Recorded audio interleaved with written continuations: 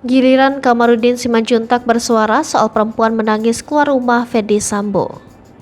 Baradae mulai buka-bukaan soal kasus tewasnya Brigadir J. Sejumlah pengakuan diungkap Baradae saat menjadi saksi di Pengadilan Negeri Jakarta Selatan.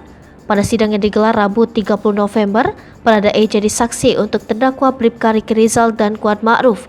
Sederet pengakuan Baradae diantaranya peran Putri Chandrawati, skenario pembunuhan Brigadir J hingga adanya sosok perempuan misterius yang menangis di rumah Ferdy Sambo.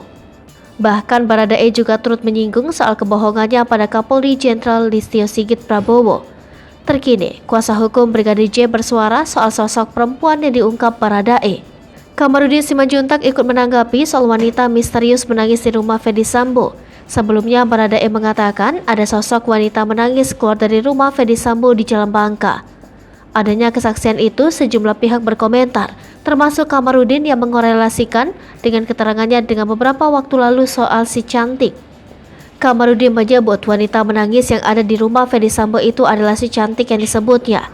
Dirinya juga mengatakan selain yang menangis di rumah Ferdy Sambo, si cantik yang dimaksud juga wanita berseragam coklat. Kamarudin Simanjuntak juga menyebut si cantik sebagai piala bergilir.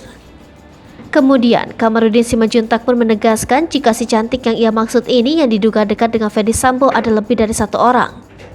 Kamarudin menyebut bahwa wanita yang menangis itu adalah sosok yang selama ini ia sebut sebagai si cantik. Bahkan menurut dia, kejadian di rumah Jalan Bangka itu menjadi pemicu dendam bagi Ferdy Sambo kepada Brigadir J. Sejak kejadian itu, kata Kamarudin, Brigadir J kerap mendapat ancaman. Menurut Kamarudin, dari kejadian itu akhirnya berlanjut pada pembunuhan Brigadir J.